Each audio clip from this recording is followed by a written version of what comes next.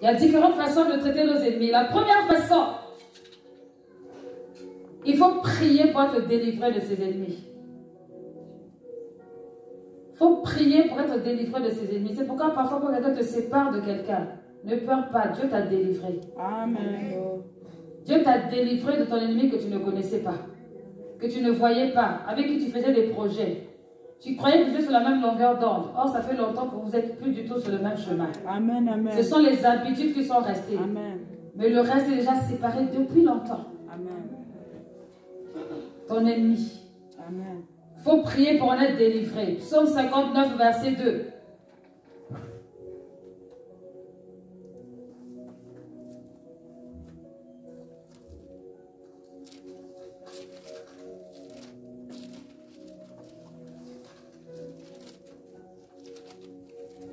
Prier pour être délivré des ennemis. Il faut prier aussi pour que Dieu les juge.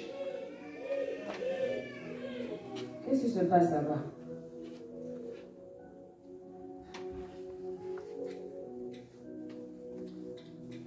Il faut prier pour que Dieu les juge. Parce que Dieu est juste. La Bible déclare qu'il est le juste juge. Amen. Amen. Psaume 35, du verset 3 au verset 8. Nous allons le lire. Et aussi le psaume, psaume 35, le verset 26.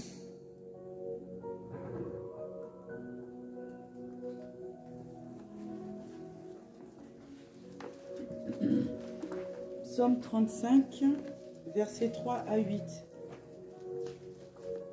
Brandis la lance et le javelot comme contre mes persécuteurs. Dis à mon âme, je suis ton salut. Qu'ils soient honteux et confus, ceux qui en veulent à ma vie. Arrête-toi là, amen. Amen. Il y a des personnes religieuses qui vous diront, un chrétien ne doit pas prier comme ça. Ça, c'est les prières de l'Ancien Testament. Répondez à ces personnes que Jésus n'est pas venu pour abolir la loi. Amen. Il est venu pour accomplir la loi. Amen. Bien aimé, il y a des personnes qui ne comprennent que le langage de la violence. Vérité. Il y a des esprits qui ne comprennent que le langage de la violence.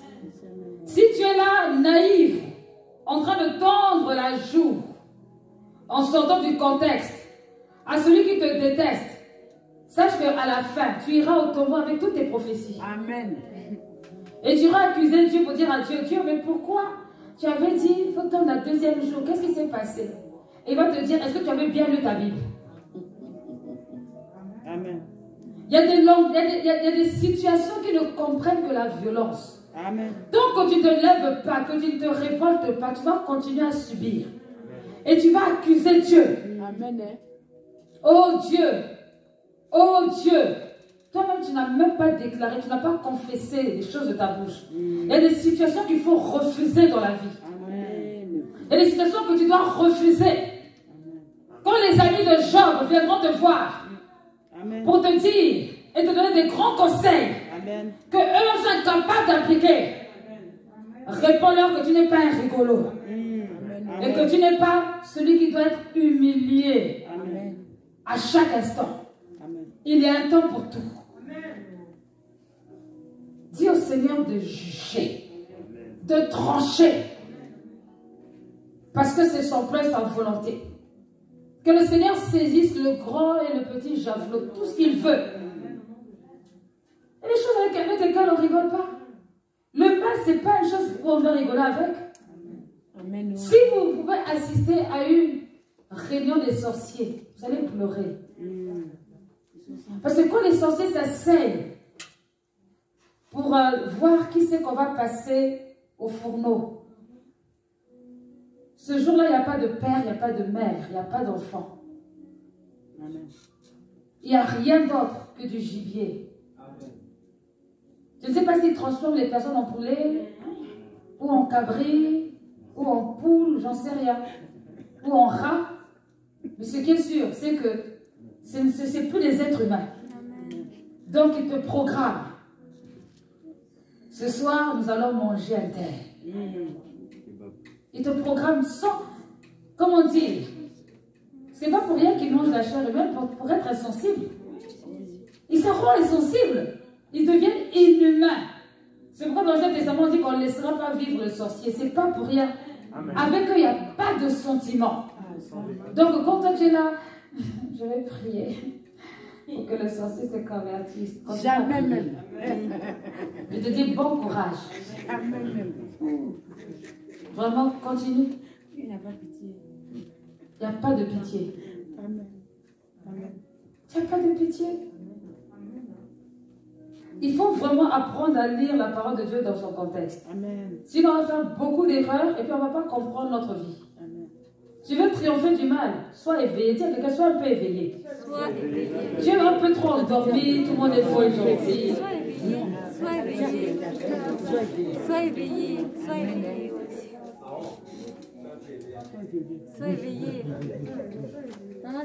Il faut être éveillé, ouvre les yeux. Ouvre les yeux, brèche. Arrête d'être un bébé naïf. Amen. Amen. Tout le monde est gentil. Non, c'est ma mère. Amen. Une mère qui n'a pas révélé ses enfants, c'est une sorcière. Non, vraiment là, je cherche, même je ne comprends pas. Un père qui est jaloux de son enfant, tu es un sorcier. Amen. Un frère qui ne peut pas te féliciter quand tu fais bien. Amen. T'inquiète pas, dans la nuit, il prépare un coup contre toi. Quand tu vas prier pour son cœur, tu es en train de prier pour que son cœur se transforme. Avant que la prière soit exaucée, tu vas passer de l'autre côté. Amen. Amen. Il faut arrêter d'être naïf. Non, le mal va s'accroître. Donc, on va devenir un peu. Il faut le niveau d'augmenter. Amen. Amen. Amen. J'aimerais bien qu'un jour Dieu vous fasse visiter la réunion des sorciers. Hey. Vous allez voir. Vous n'allez plus avoir pitié d'eux en priant, Seigneur, convertis-les, convertis-les. Un sorcier ne peut pas se convertir tant qu'il n'a pas décidé. Il faut le savoir. Amen. Si un jour vous trouvez un endroit où il y a un sorcier, par la suite de révélation, vous savez que c'est un sorcier. Donc il ne dit pas je renonce à la sorcellerie. Ne vous fatiguez pas dans la délivrance. Amen. La personne va vomir. Dès qu'elle sort d'ici, elle récupère son totem. Amen. Parce qu'il faut le renoncement volontaire. Mais la sorcellerie, c'est comme la jalousie. Amen, maman. C'est pareil. C'est pareil. Donc, tu peux avoir un peu de jalousie dans ton cœur. Tu reconnais qu'il y a un peu de la jalousie. Tu dis, j'aime pas la jalousie, pas il faut partir de moi. Amen. Ça, c'est bon. Mais quand tu donnes des raisons à ta jalousie. Sans effet. Amen. Vraiment, le mal, c'est pas bon. Il faut triompher du mal. Alléluia. Vous savez, j'ai compris cette année, en 2020, que beaucoup de personnes convoitent la place des autres. C'est quand même incroyable. Comment est-ce qu'on peut convoiter? On convoite sans vouloir payer le prix. Maman, vérité. Nombreux convoitent la place des autres.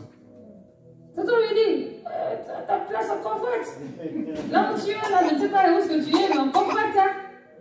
Je ne sais pas qu'est-ce que tu as pour convoiter, mais on convoite.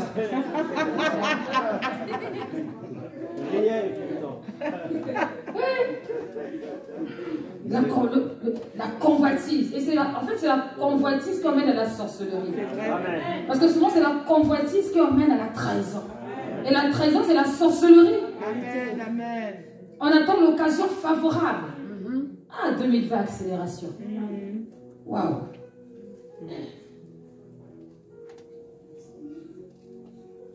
Les ennemis, donc, il faut prier pour en être délivrés. Il faut prier pour que Dieu les juge. Amen. Psaume 69, du verset 20 au verset 29.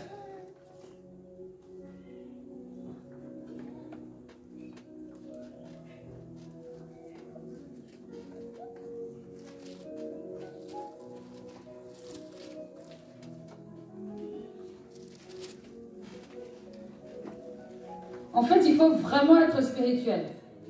Il ne faut pas être comme un robot, agir comme s'il y avait une recette. Voilà. Il ne faut pas agir comme si c'était une recette.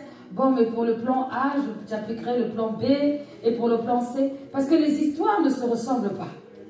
Donc, c'est pour cette raison qu'il faut être spirituel. C'est comme quand on prie pas toujours de la même manière.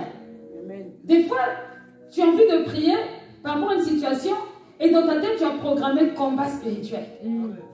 Tu as programmé le combat spirituel. Mais quand tu ouvres la bouche, tu es en train d'adorer. C'est ce que j'ai pas le combat spirituel, laisse ça. C'est que Dieu veut se manifester dans l'adoration. Si tu fais le combat spirituel, tu vas pécher. Oui, il faut être spirituel. Il faut avoir des réactions en harmonie avec ce que le Saint-Esprit veut. Pas des réactions programmées. J'appelle ça des réactions recettes.